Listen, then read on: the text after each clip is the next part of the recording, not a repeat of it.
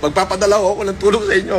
Pasensya ka na, yun lang kaya ko. Isang truck na bigas lang kaya ko para sa iyo, Mayor. Kasi hindi naman ako taga Maynila. Probinsyano ako eh. Bibigyan kita isang truck na bigas.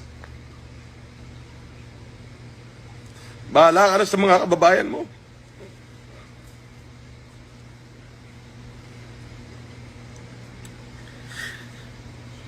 Mabuhay ka, Mayor Isko Moreno.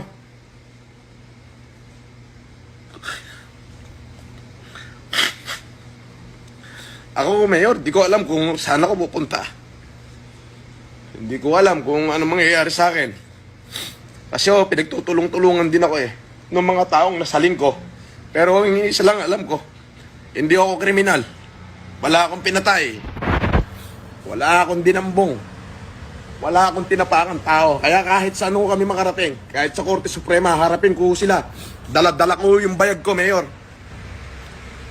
Dala-dala ko yung bayag ko.